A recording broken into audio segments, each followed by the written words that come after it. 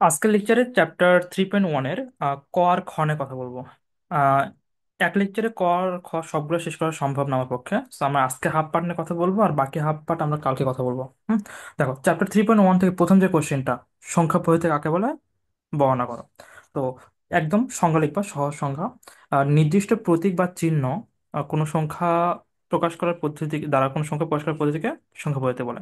আর এটা যদি কঠিন লাগে তো সহজ যেটা আছে একদম অনেক ইজি, যে পদ্ধতিতে সংখ্যা গণনা করা হয় বা প্রকাশ করা হয় তাকে সংখ্যা পদ্ধতি বলা হয়। এতটুকু লিখলেই হবে। সংখ্যা পদ্ধতি দুই প্রকার, একটা হলো নন পজিশনাল সংখ্যা পদ্ধতি আর একটা হলো পজিশনাল সংখ্যা পদ্ধতি। এখন নন পজিশনাল সংখ্যা পদ্ধতি থেকে মেইনলি জাস্ট সংজ্ঞাটা পড়লেই হবে। সংজ্ঞাটা কি? যে সংখ্যা পদ্ধতিতে সংখ্যার মান ব্যবহৃত চিহ্ন বা বেজ নাই, এটা এমসিকিউর জন্য মনে রাখবা, যে বেজ নাই তাকে নন পজিশনাল সংখ্যা পদ্ধতি বলে। আর যদি আরো একটু সহজ লিখতে চাও, যে সংখ্যা পদ্ধতিতে সংখ্যার মান যে পদ্ধতিতে সংখ্যার মান সংখ্যায় ব্যবহৃত অঙ্ক সময়ের পজিশন বা অবস্থানের উপর নির্ভর করে না, এই ওয়ার্ডটা পজিশন বা অবস্থানের উপর নির্ভর করে না, তাকে নন পজিশন নাম্বার সিস্টেম বলে। এক্সাম্পল দেখো, হায়ারোগ্লিফিক, এমসিকিউর জন্য হায়ারোগ্লিফিক আর মিশরীয় সংখ্যা পদ্ধতি। আরেকটা জিনিস, এই সংখ্যা পদ্ধতিটা প্রাচীন কালে ব্যবহার করা হতো। কখন? প্রাচীন কালে, এমসিকিউর জন্য। আরেকটা জিনিস দেখো, আহ সেটা হচ্ছে যে আহ প্রাচীনকালে মানুষজন সংখ্যা গণতে কিভাবে, তারা আসলে গণতে দুই ভাবে। যে সাপোজ ধরে নাও ওদের কাছে একটা পাথর আছে, তো ওদের কাছে যে একটা পাথর থাকে, তো ওই পাথরের মান হচ্ছে 1। যদি দুইটা পাথর থাকতো তারা গুনতো 2, তিনটা পাথর থাকলে তারা গুনতো 3, চারটা পাথর থাকলে তারা গুনতো 4। এটা হলো প্রাচীন কালে, এটা হয় তারা এভাবে গুনতো পাথর দিয়ে, অথবা তারা গুনতো হাত আঙ্গুল দিয়ে, যে একটা একটা 1, দুইটা 2, তিনটা 3, চারটা 4, এভাবে। তো এখান থেকে এতটুকু জিনিস পড়লেই চলবে। আচ্ছা, এখন হচ্ছে নন পজিশনাল সংখ্যা পদ্ধতি, এবং আমাদের যে লেকচারটা হবে এটা পুরোটা নন পজিশনাল নাম্বার সিস্টেম উপরে বেস করা, কারণ আমরা যে সংখ্যা পদ্ধতি ইউজ করি এটা পুরোটাই হচ্ছে পজিশনাল নাম্বার সিস্টেম। আর পজিশনাল নাম্বার সিস্টেম কাকে বলে, যে সংজ্ঞা আসে তো পরীক্ষাটা লিখবা, যে সংখ্যা পদ্ধতিতে মৌলিক চিহ্ন, বেস বা ভিত্তি বা উহার স্থানীয় মান থাকে তাকে পজিশনাল নাম্বার সিস্টেম বলে। আর এটা যদি কঠিন লাগে, যে সংখ্যা পদ্ধতিতে সংখ্যার মান সংখ্যায় ব্যবহৃত অঙ্কের পজিশন বা অবস্থানের উপর নির্ভর করে তাকে পজিশনাল নাম্বার সিস্টেম বলে। তার মানে কি, এখানে নির্ভর করে না আর এখানে কি নির্ভর করে, পজিশন বা অবস্থান, এখানে পজিশন বা অবস্থান। এখন যদি বলে কোশ্চেন যদি একটা কমপ্লেক্স করে একটু, যে পজিশনাল নাম্বার সিস্টেম ব্যাখ্যা করো, তো ব্যাখ্যাটা তোমরা কিভাবে করবা? ব্যাখ্যাটা করার জন্য তোমার দুটো সংখ্যা নিবা, একটা সংখ্যা হচ্ছে 123 আর একটা সংখ্যা হচ্ছে 321। সো এটাকে লিখবা 120 3, এটাকে লিখবা 320 আর 1। আশা করি এখানে কোনো কারো কোনো সমস্যা থাকার কথা না। এই 100 যেটা আছে এটাকে আমি 1 × 10 × 10 আকারে লিখতে পারি, 20-কে 2 × 10 আকারে লিখতে পারি, আর 3-কে 3 × 1 আকারে লিখতে পারি। 1 10 টু দি পাওয়ার 2, 2 10-এর উপর কোনো কিছু নাই, মানে কি একটা 1 আছে। 3 10-এর উপর এটা 1 ছিল, আমি লিখছি 10-এর উপর 0। তো যাদের জানা নাই, পৃথিবীর যে কোনো কিছুর উপর পাওয়ার যদি 0 হয় ওর ভ্যালু হবে 1, শুধুমাত্র 0 বাদে। 0 উপর 0 পাওয়ার এটা আসলে কাজ করে না। এটা বাদে যে কোনো কোনো সংখ্যার উপর পাওয়ার যদি 0 হবে ওর ভ্যালু হবে 1। তাহলে এখানে আসো, 3 × 10 × 10, 2 × 10 প্লাস 1 × 1, সাজে লিখে একটু, 10 এর উপর পাওয়ার 2, 2 × 10 এর উপর পাওয়ার 1, 1। আর এটা আমি কি লিখতেছি, 10 এর উপর 0। ঠিক সেম ভাবে এটা এখানে আমার 1 ছিল, তো এটা আমি লিখতেছি 10 এর উপর 0। এখন দেখো, এটা এই পর্যন্ত আশা করি ক্লিয়ার। এখন একটা জিনিস তোমাকে জানতে হবে, যে একটা সংখ্যার নর্মালি দুইটা মান থাকে। একটা সংখ্যার দুইটা মান থাকে, একটা হলো নিজস্ব মান, যেটাকে ইংলিশে বলা হয় সেলফ ভ্যালু, আর একটা হচ্ছে স্থানীয় মান। স্থানীয় মান, যেটাকে আমি বলতেছি পজিশনাল ভ্যালু। ওকে, সেলফ ভ্যালুটা কি এটা দেখি। কোন একটা সংখ্যার সেলফ ভ্যালু ওই সংখ্যাটা নিয়ে যাই, 0 সেলফ ভ্যালু 0, 1-এর সেলফ ভ্যালু 1, 2-এর সেলফ ভ্যালু 2, 8-এর সেলফ ভ্যালু 8, 9-এর সেলফ ভ্যালু 9। আর পজিশনাল সংখ্যা ভ্যালুটা কি ওটা আমি একটু পরে বলতেছি।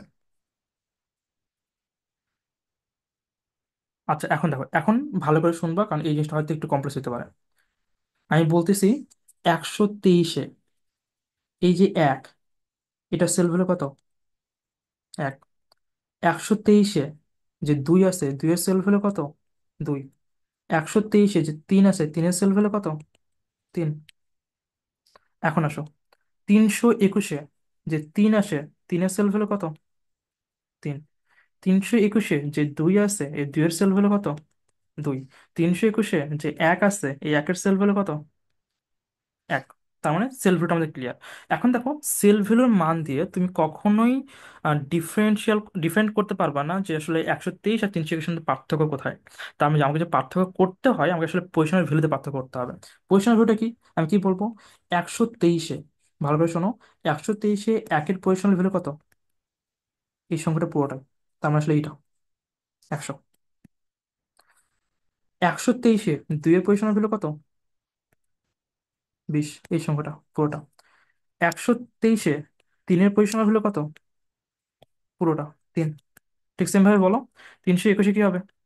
321-এ তিনের পজিশনাল ভ্যালু 300। 321-এ দুইয়ের পজিশনাল ভ্যালু 20। 321-এ একের পজিশনাল ভ্যালু 1।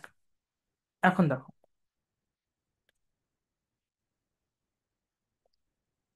123-এ একের পজিশনাল ভ্যালু কত? 100। এখন আমি কি চাচ্ছি? আমি চাচ্ছি এই একটা যদি এখানে না হয়ে যদি তিনের পজিশনে হইতো, তাহলে এর পজিশনাল ভ্যালু কত হইতো? এই নাম্বারটা খেয়াল করো। 321-এ আসো, 321-এ এক যে পজিশনে আছে, এই পজিশনটা আমি চেঞ্জ করে কোথায় নিয়ে গেছি? তিনের পজিশনে গেছি। অ্যান্ড এই নাম্বারে এর পজিশনের ভ্যালু কত? এক। তার মানে কি, একটা সংখ্যা এক যদি এই পজিশনে বসে, তাহলে এর পজিশনের ভ্যালু হয়ে যাচ্ছে 100। এই সংখ্যাটা যখন এখানে বসতেছে, তখন এর পজিশনের ভ্যালু হয়ে যাচ্ছে কত? এক। তার মানে একটা সংখ্যা কোথায় বসতিছে এর উপর ডিপেন্ড করে এর মানে পরিবর্তন হচ্ছে। এক জায়গায় বসছে, এই 100 হয়ে গেছে। ঠিক, আমি পজিশন চেঞ্জ করে ফেলছি, কত হয়ে গেছে? এক হয়ে গেছে। ঠিক আবার দেখো, সেম আরেকটা এক্সাম্পল আমরা নিই। 123-এ যে সংখ্যাটা আছে, তিন যে সংখ্যাটা আছে, একটু খেয়াল করো। 123-এ এই তিন সংখ্যাটা, তিনের পজিশনাল ভ্যালু কত? তিন। এই তিনটাকে যদি আমি এই একের পজিশনে রাখি, যেটা আমি এখানে করছি, 321-এ এর পজিশনাল ভ্যালু কত হয়ে গেছে? 300 হয়ে গেছে। তো কি, তিন ছিল, এখন 300 হয়ে গেছে। তার মানে কি, পজিশনের উপর ডিপেন্ড করে এর মানে পরিবর্তন ঘটতেছে। যেহেতু পজিশনের উপর ডিপেন্ড করে এর মানে পরিবর্তন ঘটে, যার কারণে এটাকে বলা হয় পজিশনাল নাম্বার সিস্টেম। আর এই গোটা লেকচারে আমি শুধু তোমাকে নতুন কোনো কিছু শেখাইনি। আমরা ক্লাস, মানে কি বলবো, 1 2-তে বা 3 4-এ যেই একক, দশক বা শতক যে জিনিসগুলো শিখে আসছিলাম, ওই জিনিসগুলো এখানে পড়াইছি আমি। যে এটার থেকে, এই যে নাম্বারটা দেখো, এটার থেকে এখানে 10 বেশি, এখান থেকে এখানে 10 বেশি, এই নাম্বারটা এখান থেকে এখানে 10 বেশি, এখান থেকে এখানে 10 বেশি। তো এটা আসলে পজিশনাল নাম্বার সিস্টেমের কনসেপ্ট। এখন নন পজিশনাল নাম্বার সিস্টেমে দেখো, আমি যেটা বলছিলাম, একটা পাথর এক, দুইটা পাথর দুই, তিনটা পাথর তিন, চারটা পাথর চার। ধরে নাও এই পাথরটাকে এখানে, এই পাথরটাকে এখানে, বা এটাকে এখানে, এর মানে পরিবর্তন হবে? কিন্তু তিনি থাকবে।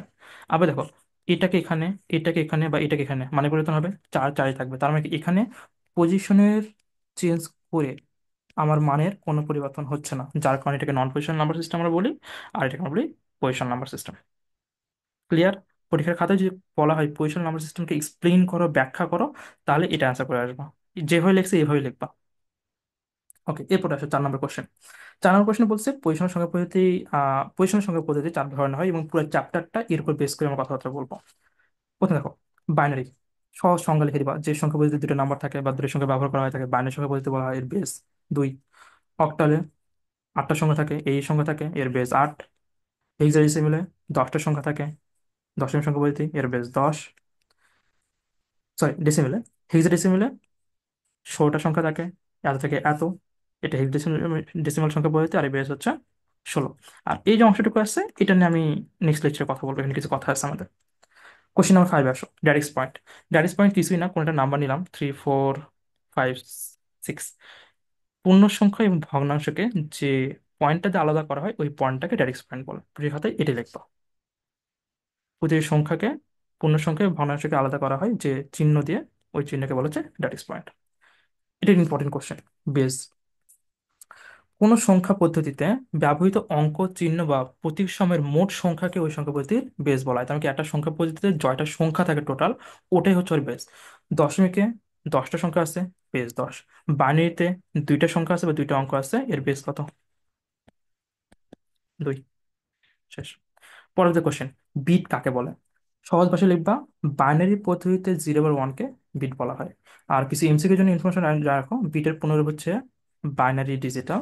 অথবা তুমি এই সংখ্যা লিখতে পারো, বাইনারি সংখ্যা পদ্ধতিতে 0 আর 1 অঙ্ক ব্যবহার করা হয়, এই দুটি অঙ্ককে বিট বলা হয়। আরো একটা সংখ্যা আছে, বাইনারি সংখ্যা পদ্ধতির প্রতিটি অঙ্কই একটি একটি বিট। তুমি এই সংখ্যা 1, সংখ্যা 2, সংখ্যা 3 যেটা মন চাই লিখতে পারো, কোনো সমস্যা নেই আমার। এরপর আসো কোশ্চেন নাম্বার 8-এ, বাইট কাকে বলে? 8 বিটে 1 বাইট। 8টা বিট মিলে কত হবে? 1 বাইট। 8 বিট একত্রে যখন কোনো একটা অঙ্ক, বর্ণ বা বিশেষ চিহ্নকে প্রকাশ করে তাকে 1 বাইট বলা হয়। তাহলে 8টা বিট মিলে 1 বাইট, এই যে 8 বিট সমান 1 বাইট। এখানে একটা কথা আছে, সেটা হচ্ছে নর্মালি আমরা যদি আমরা আস্কি কোড পড়ে থাকো, আমি পরবর্তীতে পড়াবো, যতগুলো নাম্বার আছে আমাদের ABCD বা যতগুলো সিম্বল আছে, নর্মালি এগুলো আসলে আমরা 8 বিটে রিপ্রেজেন্ট করি। এখানে আমি বিট এক্সাম্পলটা নিয়েছি। এই বিট বাইনারি নাম্বার যদি আমি বলি না, এই নাম্বারটা হবে। আর এইটা হলো 8টা বিট আছে এখানে। এখন 8টা বিট মানে কি বলবো, এখানে কয় বাইট আছে? 1 বাইট আছে। আর এই বিট একটা ক্যারেক্টার, তো ওই জন্য আমার সঙ্গে বলি 1 বাইট সমান 1 ক্যারেক্টার। বি একটা কি বর্ণ বা ক্যারেক্টার না, এটাকে আমি 1 বাইট রিপ্রেজেন্ট করতে পারি। তো ওই যে এই জন্য এটা বলছি, 1 বাইট সমান 8 বিট সমান 1 ক্যারেক্টার। 32 বিট কত হবে? সিম্পল হিসাব, 8 বাইট, সরি 4 বাইট। আর 4 বাইট মানে কত? 4 ক্যারেক্টার। আর এই জিনিসগুলো তোমার লাগবে এমসিকিউর জন্য বা ম্যাথমেটিক্স প্রবলেম সলভ করার জন্য, পড়ে নেবে এটা। নিবল, নিবল কিছুই না, 1 বাইটের অর্ধেককে নিবল বলা হয়। কারণ কি কোনো একটা বাইট থাকবে, এই বাইটে যদি আমি হাফ করি, এটা হচ্ছে আমার কি, নিবল। আর এটা জাস্ট একটু ধারণা রাখার জন্য তুমি রিডিং পড়তে পারো, অতটা ম্যান্ডেটরি না আমার। আচ্ছা, ওয়ার্ড। ওয়ার্ড কি হচ্ছে? এক বা একাধিক বাইট মিলে হয় শব্দ বা ওয়ার্ড। তার মানে এখান থেকে আমি মেনলি 4টা ওয়ার্ড শিখতেছি, মানে 4টা মানে টার্ম শিখতেছি। একটা হলো বিট, বাইট, নিবল আর ওয়ার্ড। বিট, বাইট, নিবল আর ওয়ার্ড, এগুলো ডেফিনেশন গুলো জাস্ট মাথায় রাখলে চলবে আমার। এরপর আমরা কিছু বোর্ডের কোশ্চেন সলভ করি। দেখো, আহ, পরীক্ষায় যে কোশ্চেন আসে, ডিজিটাল ডিভাইসে ব্যবহৃত সংখ্যা পদ্ধতি বা ডিজিটালে বাইনারি কান্না ব্যবহার করা হয়, কম্পিউটার ভিতরে বাইনারি কান্না ব্যবহার করা হয়, বা ডিজিটাল সিগন্যাল, আমরা যে ডিজিটাল সিগন্যাল, দেখো এই যে সিগন্যাল হলো ডিজিটাল, আমরা 0 1 0 1 0 এইভাবে চল, বা কম্পিউটার ডিজাইনে বাইনারি সংখ্যা পদ্ধতি ব্যবহার, সবগুলো কোশ্চেনের একটাই অ্যান্সার। অ্যান্সারটা হচ্ছে ডিজিটাল যে ডিভাইসটা আছে আমাদের, এখানে যে সংখ্যা পদ্ধতি ব্যবহার করা হয় সেটা হচ্ছে বাইনারি সংখ্যা পদ্ধতি। তারপর সংজ্ঞা দিবা, যে সংখ্যা পদ্ধতিতে দুটি অঙ্ক থাকে যেটা আমরা আগে পড়ে আসছি, তাকে বাইনারি সংখ্যা পদ্ধতি বলে। গেল। আর বাইনারিতে এটা একটা সরলতম সংখ্যা পদ্ধতি। আর যতগুলা ইলেকট্রনিক্স ডিভাইস আছে, ওখানে আসলে এটাতে কাজ করা খুবই সহজ হয়, যার কারণে আমরা কম্পিউটার সহ অন্যান্য ইলেকট্রনিক ডিভাইসে এই সংখ্যা পদ্ধতি ব্যবহার করি। এই এতটুকু এনাফ। পরবর্তী কোশ্চেন আসো। 2 6 7 সংখ্যাটাকে কম্পিউটার সরাসরি গ্রহণ করে না। অবভিয়াসলি একটু আগে তো বললাম যে সংখ্যা পদ্ধতি, ডিজিটাল ডিভাইস বা কম্পিউটার গুলো আসে শুধুমাত্র 0 আর 1-কে কি করে, গ্র্যান্ড করে। আর এটা তো decimal number, so decimal number কি করবে না, গ্র্যান্ড করবে না সহজ ভাষায়। বাট এটা একটু, যে একটু সুন্দরভাবে লিখতে চাও, তুমি লিখবা যে আমাদের যতগুলো ইলেকট্রনিক্স ডিভাইস গুলো আছে, এটা দুইটা অবস্থা থাকে, একটা হলো হাই বা অন বা ইয়েস একই কথা, আরটা হলো লো, ফলস বা নো। এটাকে আমি মিন করি, একটা যেটা হাই ওটাকে আমরা বলি 1, যেটাকে লো ওটাকে বলা হচ্ছে 0। তার মানে কি, লজিক লেভেলে 0 আর 1 দ্বারা বাইনারি সংখ্যার সাথে সামঞ্জস্যপূর্ণ করা হয়েছে। আর আমাদের যে ডিভাইসগুলো আছে, এটা বাইনারিতে কাজ করে। এই যে সংখ্যাটা আছে, এটা বাইনারি সংখ্যা পদ্ধতি না, এটা ডেসিমাল সংখ্যা পদ্ধতি, এটা কি সরাসরি গ্রহণ করবে না। গ্রহণ কখন করবে? যদি এই নাম্বারটাকে আমি বাইনারিতে কনভার্ট করি, তারপরে গ্রহণ করাইতে পারবো। আর আমরা নর্মালি কোনো একটা ডেসিমাল নাম্বারকে বাইনারিতে কনভার্ট কিভাবে করাই? ইনকোডার দিয়ে করাই, জন্য লিখছে। তবে সংখ্যাটিকে এনকোডার নামক একটা বর্তনীর সাহায্যে বাইনারিতে রূপান্তর করে তুমি কি করতে পারবে, কম্পিউটার গ্রহণ করাতে পারবে। তো অত ডিটেলস আমার দরকার নাই, জাস্ট আমি এতটুকু বলবো যে ডিজিটাল ডিভাইসে দুইটা অবস্থা থাকে, একটা হাই একটা লো, একটা 1 একটা 0। কম্পিউটার যেটা আছে 0 1-এ কাজ করে। আমাদের যে নাম্বারটা আছে এটা হলো ডেসিমেল নাম্বার, সো এটা আসলে কম্পিউটার গ্রহণ করতে পারে না। আর গ্রহণ করাইতে হলে আমাকে কি বাইনারিতে কনভার্ট করে দেন গ্রহণ করাইতে হবে। আর যদি কারো সেটা জিনিস খুবই কঠিন লাগে, সো এটা লিখবা, এটা দশমিক সংখ্যা পদ্ধতি, সরাসরি গ্রহণ করে না। কম্পিউটার ব্যবহারিক সংখ্যা পদ্ধতি হচ্ছে বাইনারি সংখ্যা পদ্ধতি। শেষ। বাট এটা বেস্ট, আই থিঙ্ক এটা ইউজ করা উচিত তোমাদের, এটা লেখা উচিত। 4 নম্বর কোশ্চেন আসো। 8 কি একটা অক্টাল, 18 একটা অক্টাল নাম্বার কিনা? তোমরা কি বলবা 18 একটা অক্টাল নাম্বার না? কারণ অক্টাল নাম্বার পদ্ধতিতে 8টা সংখ্যা থাকে, এবং 8টা সংখ্যা কি কি, 0 থেকে 7। এর বেস হচ্ছে 8। এই অক্টাল পদ্ধতিতে যে সংখ্যাগুলো রাখা হয় সেটা 0 থেকে 7। এই নাম্বার সিস্টেমে 8 9 বলতে কিছু নাই, তাই এটা কি অক্টাল নাম্বার নয়। পরবর্তী কোশ্চেন, সেম কোশ্চেন দেখো, সংখ্যাটি সঠিক নয়। কেন সঠিক নয়? কারণ অক্টাল নাম্বার সিস্টেমে আমার কি 0 থেকে 7 পর্যন্ত নাম্বার আছে, 8টা অঙ্ক, এর বেস হচ্ছে 8। একই জিনিস লিখবা। আহ, যে অক্টাল সংখ্যাতে কোনটা সংখ্যা প্রকাশ করতে গেলে 0 থেকে 7 পর্যন্ত অঙ্ক ব্যবহার করলেই হয়।